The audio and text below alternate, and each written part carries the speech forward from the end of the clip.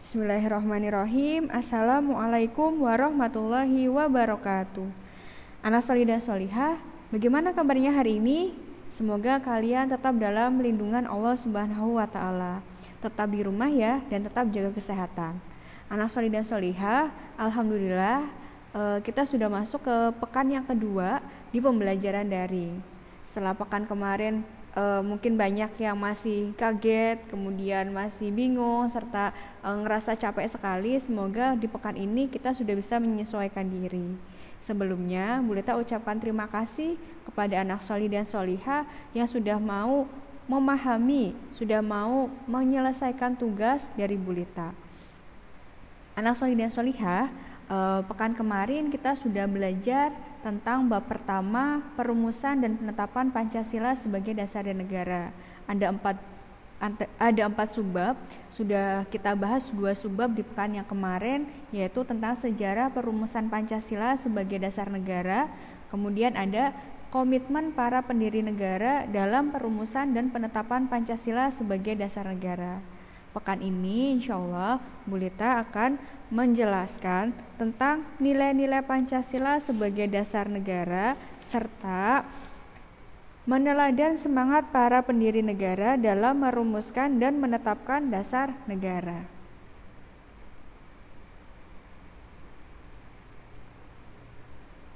Kita bahas subbab yang ketiga, yaitu nilai-nilai Pancasila sebagai dasar negara.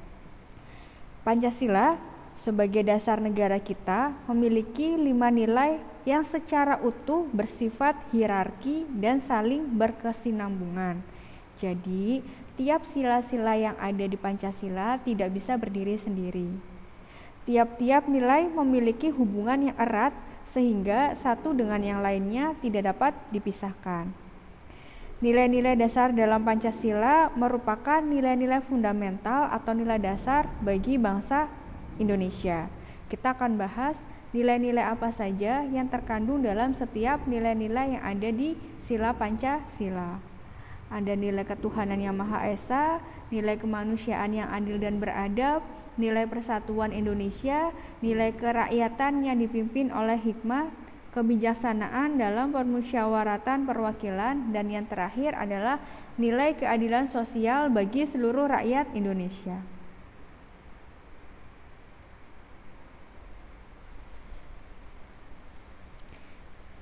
Nah, bagaimana pelaksanaan nilai-nilai Pancasila tersebut kita akan bahas satu persatu.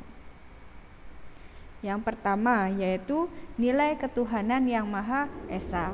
Sila yang pertama berlambangkan bintang. Anak solih dan solihah semoga masih ingat ya dengan lambang-lambang yang ada di Pancasila.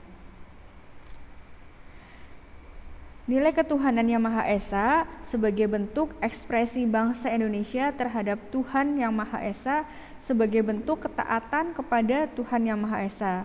Manusia Indonesia harus bersikap dan berpandangan taat kepada Tuhan yang Maha Esa sesuai dengan ajarannya. Indonesia meyakini ada 6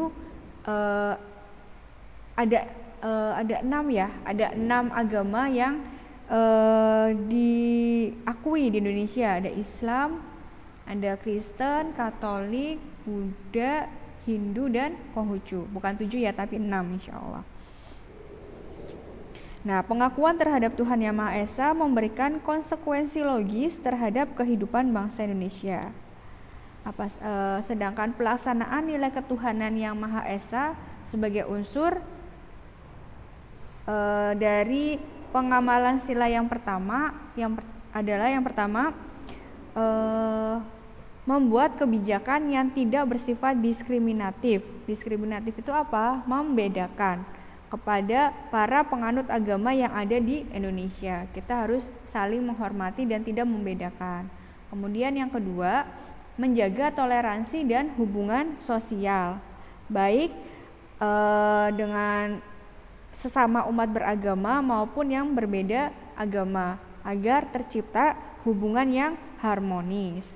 Kemudian yang ketiga adalah menjalankan kehidupan yang rukun secara internal antar umat beragama maupun sesama masyarakat Indonesia walaupun berbeda agama. Kemudian yang keempat, menghadirkan nilai-nilai keagamaan dalam praktik pemerintahan seperti dalam proses pengambilan sumpah jabatan. Kalau seorang kepala daerah atau presiden ketika dilantik, maka di situ ada nilai-nilai keagamaan di mana beliau akan disumpah sesuai dengan hukum yang ada di agamanya. Kayak misalkan di Indonesia yang beragama Muslim maka disumpah melalui Al-Quran. Kemudian yang kelima adalah memberikan kebebasan kepada semua orang untuk memilih ajaran agama atau kepercayaan yang dianutnya. Jadi kita tidak boleh memaksakan kepada orang lain untuk mengikuti agama kita. Kita harus memberikan kebebasan kepada mereka untuk memilih agamanya mana, bagaimana cara beribadahnya. Walaupun seperti itu, kita sebagai seorang muslim memiliki kewajiban untuk mengingatkan saudara-saudara kita, terutama yang sesama muslim, untuk menjalankan ibadahnya. Kan ada ya fastabiqul khairat gitu kan. Jadi kita harus berlomba-lomba dalam kebaikan. Salah satunya adalah mengingatkan saudara kita untuk menjalankan ibadahnya. Kemudian kita masuk ke nilai kemanusiaan yang adil dan beradab. Nilai kemanusiaan yang adil dan beradab merupakan wujud dari sikap humanis bangsa Indonesia yang menjunjung tinggi harkat dan martabat manusia. Pelaksanaan nilai kemanusiaan yang adil dan beradab sebagai bagian dari dasar negara yang pertama adalah memenuhi seluruh hak asasi warga negara. Kemudian yang kedua, menghormati hak asasi secara bertanggung jawab. Yang ketiga adalah menerima penghargaan dan penghormatan yang diberikan oleh orang lain atau negara atas prestasi yang telah diraih. Yang keempat yaitu menjunjung tinggi semangat saling berbagi dan melindungi sesama manusia. Yang kelima, menjaga hak asasi dari berbagai bentuk diskriminasi yang dapat merendahkan harkat dan martabat manusia. Nah, contohnya ini. Ada gambar seorang anak kecil sedang jongkok, kemudian ada tulisannya, "Pak Presiden, tolongin kami dong. Kami mau bersekolah seperti anak-anak yang lain." Kenapa? Karena salah satu hak asasi anak-anak adalah mendapatkan pendidikan yang layak. Kemudian ada juga ini, ada gambar tentang penyerahan donasi, di mana kita di situ juga harus saling berbagi dan saling melindungi. Ketika ada saudara kita yang terkena musibah, maka kita juga harus ikut membantu meringankan beban mereka. Kemudian ini tidak membeda-bedakan, tidak diskriminasi, tidak menjelek-jelekan, semua suku, semua budaya sama gitu. Kita masuk ke nilai yang ketiga yaitu nilai persatuan Indonesia. Nilai ketiga dari dasar negara Indonesia yaitu persatuan Indonesia. Persatuan Indonesia mengandung makna sebagai usaha untuk bersatu. Persatuan diwujudkan sebagai lambang kekukuhan suatu bangsa. Kenapa? Di situ gambarnya adalah pohon beringin. Karena pohon beringin itu memiliki filosofi, memiliki kekokohan. Jadi pohon yang kokoh adalah salah satunya beringin gitu. Jadi harapannya Indonesia bisa kokoh seperti pohon beringin. Nah, nilai-nilai persatuan Indonesia sangat penting untuk memperkuat bangsa dan negara Indonesia. Pelaksanaan nilai persatuan Indonesia kita bahas. Yang pertama adalah menggunakan produk dalam negeri. Anak solih dan solihah, kita sebagai seorang warga Indonesia seharusnya bangga dan mencintai produk-produk dalam negeri. Anak solih dan solihah, coba kalian cek di rumah kalian berapa persenkah produk-produk Indonesia yang sudah kalian pakai. Apakah sudah 100% atau bahkan cuma 25%. Berarti kita harus meningkatkan ketika masih sedikit produk dalam negeri yang kita pakai. Karena salah satu nilai persatuan Indonesia adalah kita menggunakan produk dalam negeri. Kemudian yang kedua adalah mengunjungi tempat wisata dalam negeri. Indonesia merupakan negara yang sangat cantik, sangat indah gitu kan, dengan ratusan bahkan ribuan destinasi wisata. Seharusnya kita lebih bangga, lebih sering mengunjungi wisata-wisata yang ada di Indonesia. Nah, gambar ini bukan diambil dari negara Eropa ya. Di situ adalah tempat pariwisata yang ada di Kediri, di Jawa Timur. Itu ada Simpang 5 Gumul, hampir sama seperti yang ada di Eropa. Jadi kita nggak usah keluar negeri, kita sudah bisa mengunjungi tempat-tempat yang ada di dalam negeri yang tidak kalah jauh dan tidak kalah bagus dengan yang ada di luar negeri. Kemudian yang ketiga, mengembangkan sikap toleransi kepada semua orang, khususnya kepada orang yang berbeda agama, suku, dan adat istiadat demi terciptanya kerukunan. Yang keempat, mengenang jasa para pahlawan yang berjuang untuk meraih kemerdekaan Indonesia. Jadi kita harus bisa mengenang, kalau kata Soekarno itu jas merah, jangan sekali-kali melupakan sejarah. Kita sekarang hidup enak itu tidak terlepas dari perjuangan para pahlawan yang sudah gugur merelakan jiwa dan raganya untuk kemerdekaan Indonesia. Jadi kita harus mengenang para pahlawan dengan apa? Salah satunya memperingati hari nasional, dan yang kedua melanjutkan cita-cita para pahlawan untuk menjaga keutuhan NKRI. Kita masuk yang keempat, nilai kerakyatan yang dipimpin oleh hikmat kebijaksanaan dalam permusyawaratan perwakilan. Gambarnya kepala banteng.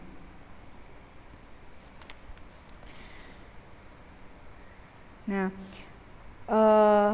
di sila yang keempat itu kita masuk ke dalam pembahasan tentang demokrasi, di mana Indonesia menerapkan demokrasi sebagai salah satu dasar pemerintahannya, gitu kan. Prinsip-prinsip demokrasi terdapat dalam nilai yang keempat dalam nilai yang keempat dalam Pancasila sebagai dasar negara Indonesia yang menjunjung tinggi musyawarah mufakat. Oleh karena itu, kita harus tahu tentang isi dari nilai kerakyatan yang dipimpin oleh hikmat kebijaksanaan dalam permusyawaratan perwakilan. Yang pertama adalah melaksanakan tindakan sesuai dengan hukum yang berlaku. Jadi ketika kita berbuat sesuatu, kita harus ada hukumnya, gitu kan. Kalau di Islam sendiri juga seperti itu kan. Ibadah itu kita laksanakan sesuai dengan hukum yang berlaku, sesuai dengan hukum yang Allah tentukan, sesuai dengan yang sudah Rasulullah contohkan. Sama di Indonesia juga seperti itu. Sebuah tindakan juga ada hukum yang berlaku. Kemudian yang kedua adalah mendahulukan musyawarah mufakat daripada voting. Jadi kita harus mencari musyawarah mufakat dulu. Kalau sudah tidak ada jawabannya, kalau sudah mentok, barulah voting. Voting itu apa? Mengambil keputusan sebagian besar pilihan. Ya, misalkan menentukan ketua kelas, gitu kan. Musyawarah dulu siapa nih yang mau jadi, cari yang paling bagus. Ternyata ketika sudah buntu, tidak tahu harus bagaimana lagi, maka diadakan voting, pengambilan suara terbanyak. Kemudian yang ketiga adalah mengikuti kegiatan politik secara sehat, seperti terlibat dalam pemilihan umum atau menjadi pengurus partai politik bagi yang sudah memenuhi syarat. Jadi kita diperbolehkan, bahkan kita juga harus terlibat dalam pemilihan umum, baik sebagai panitia ataupun peserta. Kita memiliki hak dan kewajiban kita adalah melaksanakan hak tadi ya. Kemudian yang keempat adalah menjaga komitmen untuk tetap berpegang pada paham kedaulatan rakyat. Jadi kedaulatan atau keutuhan rakyat adalah komitmen kita yang harus kita pegang. Kemudian yang terakhir adalah menegur pemerintah yang lalai dalam melaksanakan tugas negaranya. Jadi kita boleh menegur pemerintah dengan cara yang baik, ada aturannya, tidak kemudian seenaknya sendiri. Nah, ini ada contoh anak-anak lagi demo ya. Demo itu diperbolehkan sesuai dengan peraturannya. Gitu. Kemudian yang kelima yaitu nilai keadilan sosial bagi seluruh rakyat Indonesia. Nilai keadilan sosial bagi seluruh rakyat Indonesia merupakan wujud dari sila yang kelima. Nilai yang terdapat dalam sila kelima mengajarkan kepada bangsa Indonesia untuk bersikap adil dan menghargai orang lain. Pelaksanaan nilai keadilan sosial bagi seluruh rakyat Indonesia kita akan bahas satu persatu. Yang pertama yaitu memberikan pujian atau penghargaan kepada orang lain yang memiliki prestasi. Jadi ketika ada teman kita yang mendapatkan sebuah prestasi gitu kan, mendapatkan keberhasilan, maka kita kasih pujian atau kita beri penghargaan gitu kan. Jangan kemudian malah kita iri, kemudian kita ngomong gitu, ih apaan sih gitu kan. Tapi kita harus memberikan pujian, barakallah ya, selamat ya gitu kan. Jadi itu merupakan pengamalan dari nilai sila yang kelima. Yang kedua adalah bekerja keras untuk meraih cita-cita. Jadi ketika sekarang kalian belajar, bersusah payah memahami banyak sekali materi, itu merupakan salah satu cerminan kalian menerapkan nilai sila yang kelima. Kemudian yang ketiga, memberikan upah sesuai dengan hasil pekerjaannya. Jadi ketika kita sebagai seorang pimpinan, seorang misalkan direktur, nah kita juga harus memberikan upah yang sesuai dari karyawan-karyawan kita sesuai dengan hasil pekerjaan yang mereka berikan kepada kita. Kemudian yang keempat adalah membudayakan gaya hidup hemat dan menggunakan fasilitas secara wajar. Jadi hidup sehat, hidup hemat merupakan salah satu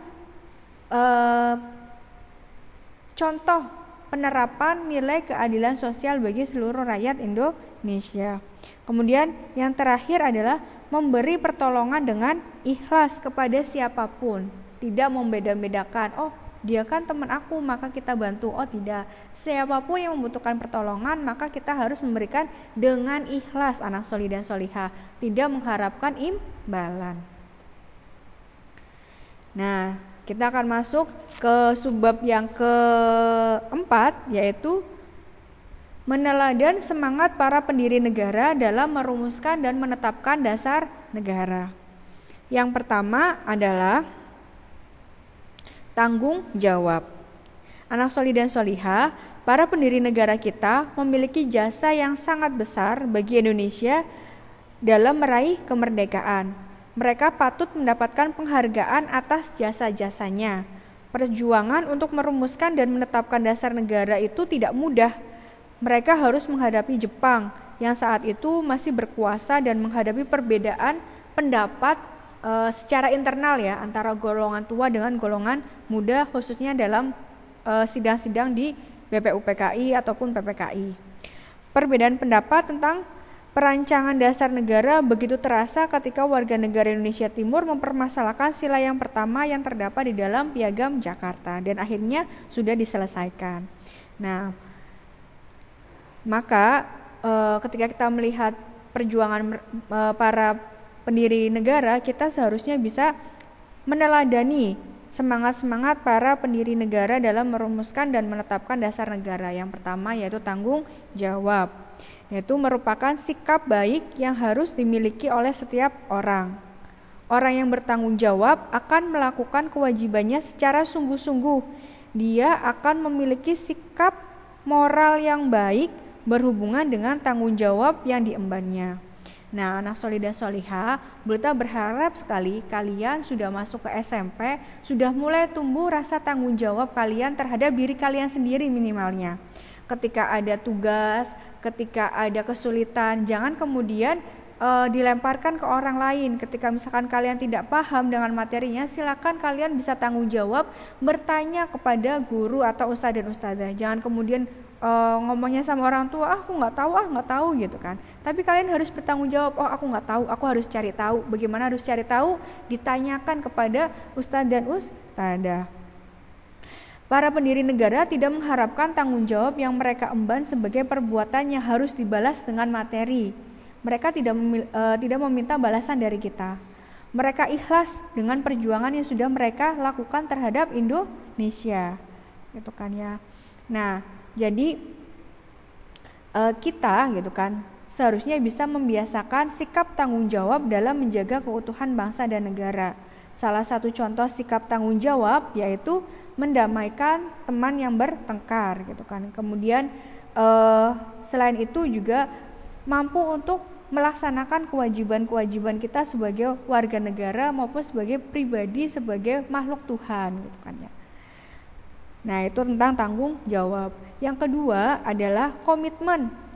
Warga negara Indonesia harus memiliki komitmen yang tinggi dalam mewujudkan Negara Kesatuan Republik Indonesia atau yang sering kita sebut dengan NKRI. NKRI membutuhkan warga negara yang memiliki komitmen. Komitmen itu apa sih gitu kan? Berpegang teguh terhadap janjinya. Kalau kita sudah punya janji, maka kita harus komitmen gitu kan ya. Oleh karena itu, para pemuda harus memiliki komitmen dalam menjaga keutuhan NKRI.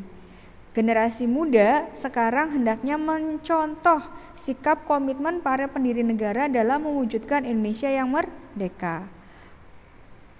Jadi kita harus bisa komitmen dengan apa yang ada gitu kan ya. Ketika para pendahulu kita adalah orang-orang yang komitmen untuk menjaga kesatuan NKRI, maka kita sebagai generasi penerusnya kita juga harus komitmen untuk tetap menjaga kesatuan NKRI. Kemudian yang ketiga, anak solih dan solihah, yaitu pantang menyerah. Perjuangan bangsa Indonesia dalam upaya kemerdekaan Indonesia dari penjajah merupakan wujud sikap pantang menyerah. Kita dijajah selama 350 tahun. Bayangkan ketika para pendahulu kita itu sudah menyerah gitu kan. Kita mungkin saat ini belum merasakan bagaimana nikmatnya merdeka. Tapi karena mereka tidak pantang menyerah gitu kan. Maksudnya mereka itu pantang menyerah, maka mereka berjuang gitu kan, mati-matian gitu kan selama 350 tahun. Bayangkan sekarang ketika kalian dikasih soal aja susah, 5 menit udah selesai. Lah aku menyerah lah, aku nggak bisa, nggak tahu, bodo amat gitu kan. Nah, berarti kita belum bisa mentoladani sikap pantang menyerah dari para pendiri bangsa. Mereka aja 350 tahun dijajah masih tetap semangat untuk meraih kemerdekaan. Masa kita dikasih soal aja ya 5 menit belum ketemu jawabannya, kita sudah menyerah. Jangan seperti itu ya anak solih dan solihah. Kita harus pantang menyerah sampai apa yang kita cita-citakan terwujud. Kemudian yang keempat adalah patriotis. Sikap patriotis adalah sikap berani dan rela berkorban demi bangsa dan negara. Sikap ini dapat ditemukan dalam diri setiap para pendiri negara. Mereka rela berkorban segala yang mereka miliki, baik waktu, tenaga, pikiran maupun jiwa dan raga mereka. Pengorbanan tersebut merupakan bukti bahwa para pendiri negara memiliki sikap patriotis. Sikap ini hanya dimiliki oleh orang-orang yang memiliki komitmen tinggi kepada bangsa dan negara. Menumbuhkan sikap patriotis pada zaman sekarang berbeda dengan zaman dahulu. Kalau zaman dahulu, sikap patriotis muncul karena adanya musuh yang jelas, yaitu penjajah. Kalau sekarang, musuh bangsa Indonesia adalah orang-orang yang ingin memecah belah bangsa Indonesia dan menghancurkan bangsa Indonesia sendiri. Orang-orang tersebut bisa berasal dari pihak asing atau warga negara Indonesia itu sendiri. Oleh karena itu, menumbuhkan sikap patriotis dapat dilakukan dengan upaya mencegah terjadinya perpecahan antar bangsa Indonesia. Tindakan kecil yang bisa kita lakukan sebagai bentuk sikap patriotis misalnya adalah menggunakan produk dalam negeri untuk membantu perekonomian nasional. Sedangkan yang terakhir adalah nasionalis. Sikap nasionalis bisa disebut sebagai sikap cinta tanah air. Sikap nasionalis dapat dilihat dari upaya para pendiri negara dalam merumuskan rancangan dasar negara. Mereka bekerja sama untuk membentuk rancangan dasar negara dan ideologi negara yang dikenal saat ini yaitu Pancasila. Sikap nasionalis yang dimiliki para pendiri negara hendaknya kita contoh. Diperlukan upaya yang masif dalam menumbuhkan sikap nasionalis. Jadi harus masif itu harus terus-menerus. Salah satu upaya untuk menumbuhkan sikap nasionalis di generasi muda yaitu dengan cara menerima kondisi bangsa Indonesia sebagai bangsa yang majemuk. Kita sadar bahwa Indonesia itu tidak semuanya suku Jawa, tidak semuanya beragama Islam, tidak semuanya kemudian pinter gitu kan ya. Kita harus menerima keberagaman tadi. Nah, jadi ketika kita sudah paham, kita sudah sadar tentang kemajemukan tadi, maka dengan kemajemukan bangsa Indonesia harus dijaga sebagai ciri khas sekaligus identitas bangsa Indonesia. Nah, salah satunya adalah kita bangga terhadap Indonesia dengan budayanya, dengan pariwisatanya, dengan produk-produknya gitu kan. Itu merupakan wujud rasa nasionalis kita.